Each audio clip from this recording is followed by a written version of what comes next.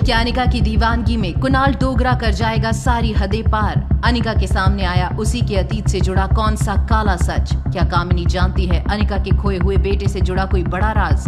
रोहित मारवा के बेटे को कौन कर रहा था टॉर्चर? क्या अपनी दादी की जान बचाने के लिए डॉक्टर अमृता तक पहुंच पाएगा रोहित? डॉक्टर अमृता तक पहुंचने के लिए क्या सारी हदें पार कर देगा रोहित मारवा?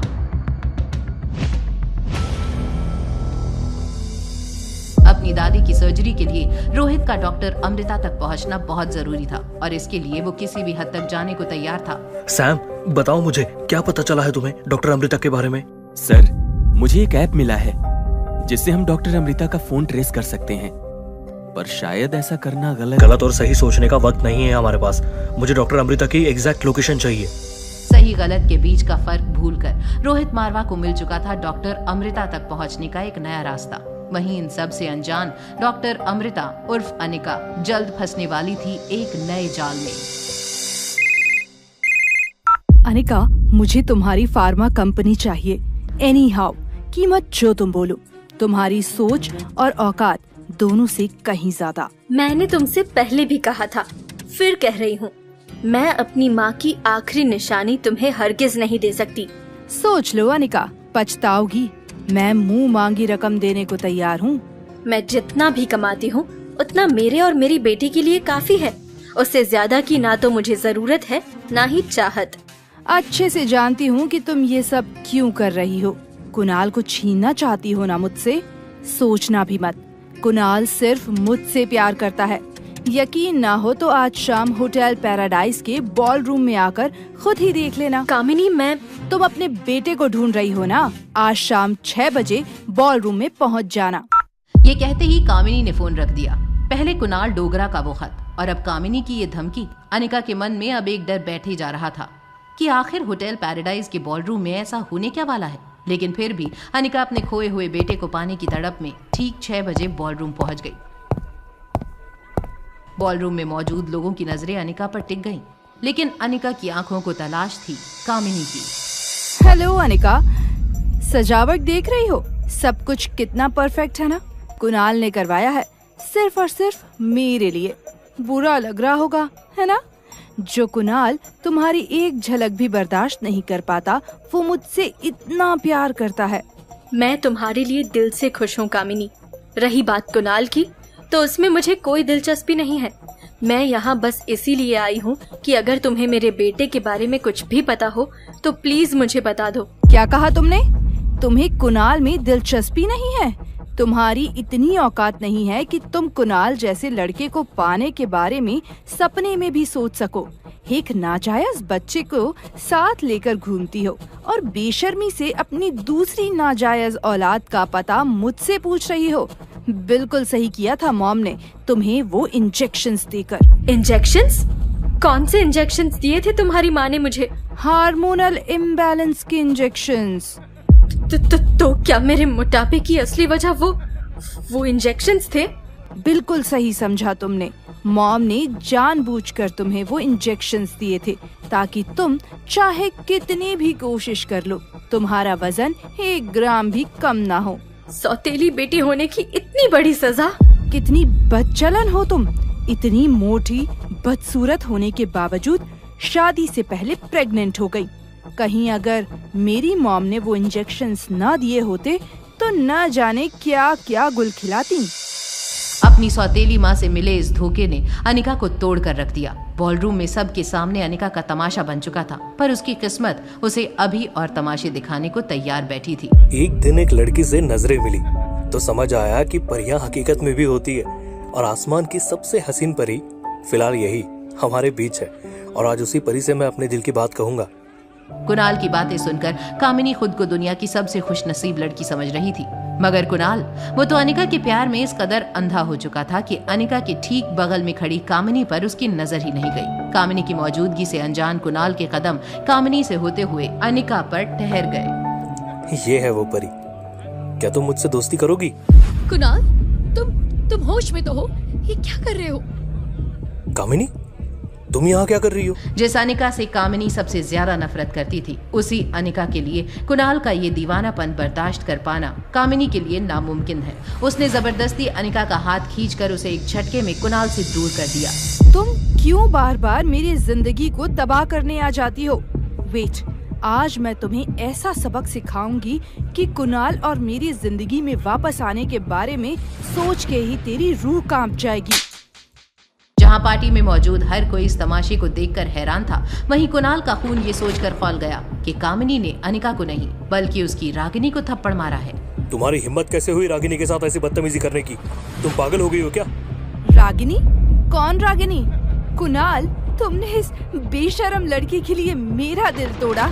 पागल मैं नहीं, तुम हो गए हो, जो इसकी असलियत तुम्हें नजर नहीं आ रही। ये क्या बकवास कर रही हो तुम? देखो तुम फौरन यहाँ से चली जाओ। चली जाऊंगी, पहले तुम्हें इस रागिनी की असलियत तो बता दूं। अनिका को समझ आ चुका था कि अब कामिनी उसका सच कुणाल के सामने ले आएगी। अनिका अपनी जिंदगी में आने वाले इस नए तूफान से लड़ने की हिम्मत जुटा ही रही थी, लेकिन उसे क्या पता था कि एक और आंधी उसकी ओर आ रही है। हाँ सैम, बोलो। रोहित सर, एक गुड न्यूज है। डॉक्टर अमृता की एग्जैक्ट लोकेशन मिल गई। व्हाट? कहाँ है वो? सर, डॉक्टर अमृता इस वक्त मनाली में ही है, वो भी होटल पैराडाइज में। क्या कहा? हमारे होटल में? उधर कामिनी गुस्से से आग बबूला हो रही थी। वो कुणाल को अनिका का सच बताकर उससे बदला लेना चाहती थी, इसीलिए उसने जोर से अनिका का हाथ पकड़ा और कहा, तुम कुणाल को रागिनी बनकर मुझसे छीनना चाहती थी। कुणाल, ये कोई रागिनी वागिनी नहीं है, ये बदचलन तो तुम्हारी एक्स वाइफ अनिका है। तुम्हारी ये मजाल कि तुम कुणाल पर डोरे डालोगी। ये कहते हुए कामिनी ने अनिका को एक बार फिर थप्पड़ मारने के लिए हाथ उठाया। वहीं दूसरी तरफ अस्पताल में आखिरी सांसें गिन रही अपनी दादी को बचाने के लिए रोहित का डॉक्टर अमृता तक पहुंचना बेहद जरूरी था, जो यहाँ इतनी पास उसी के होटल में थी जिससे रोहित अनजान था। इसलिए सैम से मिली इन्फॉर्मेशन के बाद रोहित मारवा ने एक पुलिस ऑफिसर की तरह शुरू कर दिया सर्च ऑपरेशन। मुझे अभी के अभी ये सिस्टम में चेक करके बताओ कि डॉक्टर अमृता ने कब चेकिंग किया और किस रूम में रुकी हुई है। लेकिन सर, डॉक्टर अमृता का तो गेस्ट लिस्ट में कहीं नामो निशान तक नहीं है। ये कैसे पॉसिबल है? फिर से चेक करो। मेरे पास पक्की खबर है कि डॉक्टर अमृता हमारे ही होटल में है और मेरा उनसे मिलना बहुत जरूरी है। सॉरी सर, लेकिन मैंने 3 बार चेक किया, इस नाम का कोई गेस्ट हमारे होटल में नहीं है। गुस्से से आग बबूला रोहित ने दीवार में जैसे ही पंच मारा, सारा स्टाफ रोहित का ये रूप देखकर डर गया। और तब सैम ने अपनी झिझकती हुई आवाज में रोहित के सामने एक आइडिया रखा। सर, बॉल रूम में एक पार्टी चल रही है, हो सकता है डॉक्टर अमृता उनकी गेस्ट हो। रोहित के कदम जैसे ही बॉलरूम में पड़े, वहां चल रहे तमाशे को देखकर वो शॉक्ड रह गया। रोहित के कदम तेजी से कामिनी की ओर बढ़े और इससे पहले कि कामिनी अनिका को एक और थप्पड़ लगा पाती, रोहित मारवा ने उसका हाथ पकड़ लिया। ये क्या तमाशा चल रहा है यहाँ? रोहित की रौबदार आवाज सुनकर बॉलरूम में सन्नाटा छा गया। कुणाल, जिसे अब ये मालूम चल गया था कि जिस लड़की को वो रागिनी समझ रहा था वो असलियत में उसकी एक्स वाइफ अनिका थी, वो फौरन रोहित पर धौंस जमाने की कोशिश करने लगा। तुम होते कौन हो हमारे मैटर में टांग अड़ाने वाले? तुम्हें पता है तुम किसकी पार्टी में खड़े हो? कुणाल डोगरा की। क्या नाम है तुम्हारा? जिसकी जमीन पर खड़े हो उसी से उसका नाम पूछ रहे हो? खैर, आई एम रोहित मारवा। कुणाल के कदम अपने आप पीछे हो गए। उसे पता था मारवा ग्रुप के मालिक रोहित मारवा के आगे उसकी कोई हैसियत नहीं थी। इस सब ड्रामे के बीच रोहित की डॉक्टर अमृता को ढूंढने की सारी कोशिश भी नाकाम हो गई। वहीं अगली सुबह सामने आया आर्यन से जुड़ा एक ऐसा काला सच जिसका पता रोहित को क्या किसी को भी नहीं था। सॉरी मिस मेरी, प्लीज पनिशमेंट मत दीजिए। आर्यन, तुम जानते हो ना मैं तुम्हें गलती से पहले ही सजा क्यों देती हूँ? क्योंकि मुझे पता है कि गलती तो तुम करोगे ही। तो ये रही आज की होने वाली गलती की एडवांस सजा। चलो जाओ, अब कल का दिया गया होमवर्क दिखाओ। ये क्या है आर्यन? तुम्हें पता है तुम्हारी उम्र के बच्चे कितने होनहार और होशियार हैं? ये पढ़ाया था मैंने तुम्हें। तुम सिर्फ दिखने में बड़े हुए हो, अकल से अभी भी किसी 2 साल के बच्चे की तरह हो। मुझे शर्म आती है तुम्हें अपना स्टूडेंट कहते हुए। मिस मैरी आर्यन से एक के बाद एक सवाल पूछती और जवाब ना मिलने पर आर्यन के हाथ पर छड़ी से मारती और आर्यन अपने आंसू रोके सब सह लेता। लेकिन मिस मैरी के डर के मारे आर्यन ने आज तक रोहित को अपनी टीचर की सच्चाई बताने की हिम्मत नहीं की। मारवा खानदान पर एक दाग हो तुम। अगर कल भी होमवर्क में इतनी गलती की तो इससे ज्यादा मार पड़ेगी। आर्यन को सजा देकर मिस मैरी वहाँ से निकल गई। लिफ्ट में एंटर करते हुए मिस मैरी ने किसी को फोन लगाया ही था कि तभी अनिका भी उसी लिफ्ट में आ गई। हेलो, क्यों टेंशन लेते हो? पागल नहीं है तो हो जाएगा, बस थोड़ा टाइम और दीजिए।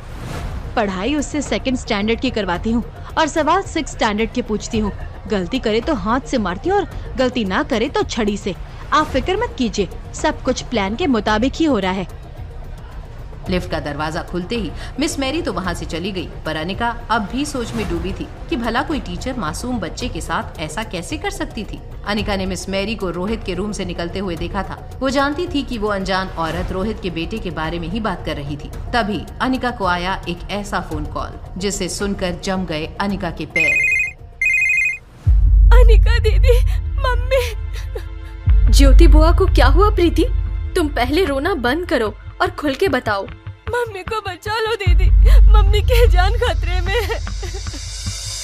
क्या हुआ था अनिका की ज्योति बुआ को? क्या अनिका मिस मैरी के चंगुल से आर्यन को बचा पाएगी? कौन था वो जिसके इशारे पर मिस मैरी बना रही थी रोहित मारवा के बेटे को पागल? क्या अनिका और रोहित के बीच में बढ़ने लगी है नजदीकियाँ? जानने के लिए देखिए अगला एपिसोड सिर्फ पॉकेट FM के YouTube चैनल पर। और एक लड़की को देखा तो के सारे एपिसोड्स को सुनने के लिए डिस्क्रिप्शन में दी हुई लिंक से डाउनलोड कीजिए पॉकेट FM ऐप।